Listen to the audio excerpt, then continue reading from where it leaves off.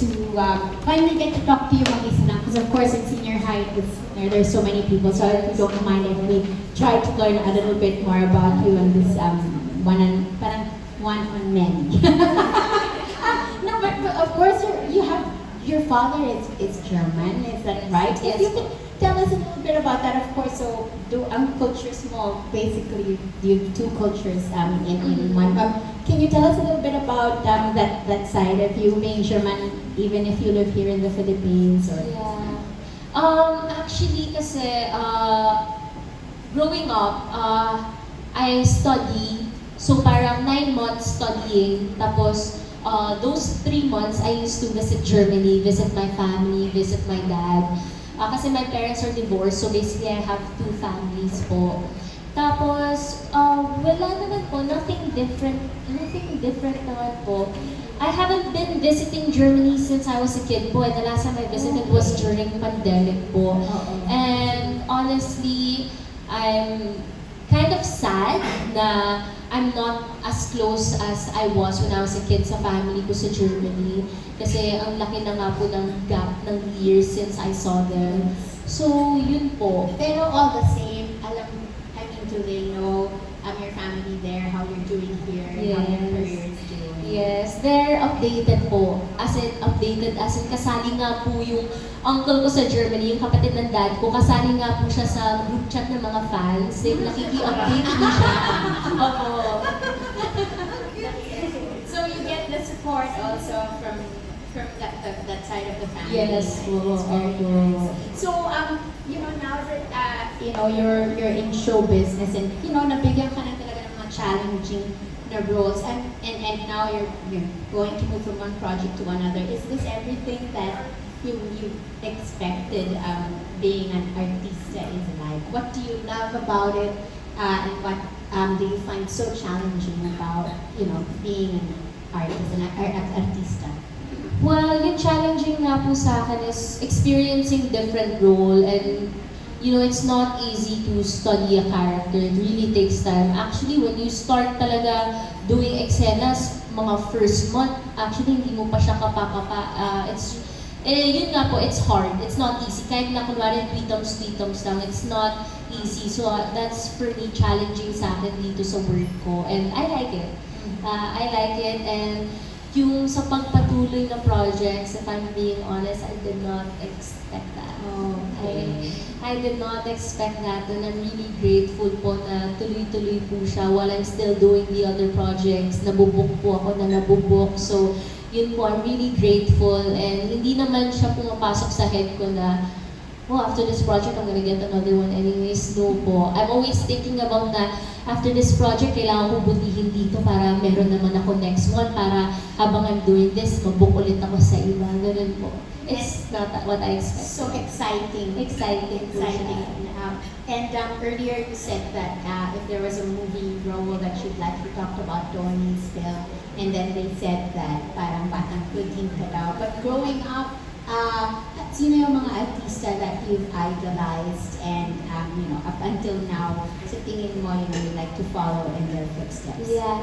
Honestly, pumasok ako ng showbiz po, wala po ako masyadong alam sa mga Filipino stuff. Pero ang pinapanood ko po at that time was Forevermore.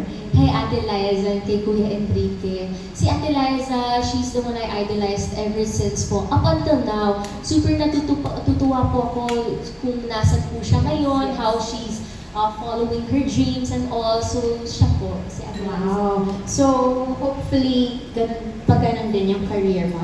We just had a premiere of her movie last night. Yes po. In years to come, we'll also see you in a Hollywood movie. I hope so. Good luck to you, Daniela. Thank you so Alright. much po. Thanks, Ms. Tessa. We have Kat Levin of Daily Tribune. Hi, I'd like to ask, growing up, did you really wanted to be an actress? Or was it because you had some friends who were auditioning or who also went to IS? I know some of the stars who went to IS, international schools, and got into local showbiz. No po. This was never a part of the plan po. Actually, my very first audition po was this. nakita lang po ako naglalakad sa may mall. Nakita po ako ng isang scout po ng Star Magic. Tapos, at first, I didn't believe, honestly. I didn't believe na taga Star Magic siya or taga ABS siya. Kasi I've never experienced anyone talking to me na like that eh. So, I was just a normal athlete student, doing my own thing. I've never done anything except school. And then, a month later, pinapunta po ako dito to do an audition, a VTR. And then, I didn't know, it was, usually po ang VTRs was on a Thursday po, diba, dati? But this was on a Wednesday. And then, it was so like out of nowhere na parang, sabi daw nila na first na inimeet daw namin yung head ng Star Magic, which is Mr. M, that day. So ako, I was like, who's that? I don't know anything. I was like, so clueless. I was just doing yung parang side. Tapos sabi, meet Mr. M. Tapos pumunta kami ng office ni Mr. M. Tapos we were like 30 plus, I think. After nun, pinastay ako, pinauwi yung iba. And then that day, I met Tita Monch. And then, yun na po yung tinawag na sabi ni Mr. M, okay, give Daniella a 2-year contract from there. Yun po yung sinabi ni Mr. M. My very first audition, I got a contract na po. So parang, nung nabigay na sa akin yung opportunity na yun, I took it po. Siyempre, I took it kasi it was so out of the blue. And parang, like sabi sa akin ni Tito Monch, I remember that day na parang, it's rare for an artista to experience this kind of thing, na parang sobrang, it's weird. It's weird na gano'n. Tapos yun, workshop, nawalan ako ng gana, nagkaroon ng projects, and I loved it. Yun na po yun. What figure you want to be when you were younger? I didn't, honestly, I was in 8th grade kasi noon eh.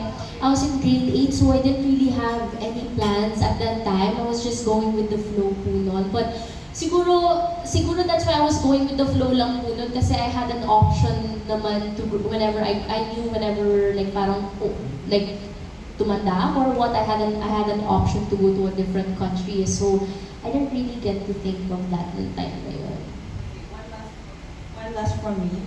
With your growing popularity, are you ready to handle bashing or critiques? Yes po, I've already handled it way before pa. So, yeah. Kasi nandiyan naman na sila no matter what happens eh. Kahit nga po nung hindi pa ako like kilala, I never had projects, they were already there. So parang, I'm ready for them, you know. People, I understand why they're also like that, you know. People are entitled to their own opinion. So, yeah, I'm ready. Thank you. Thank you po.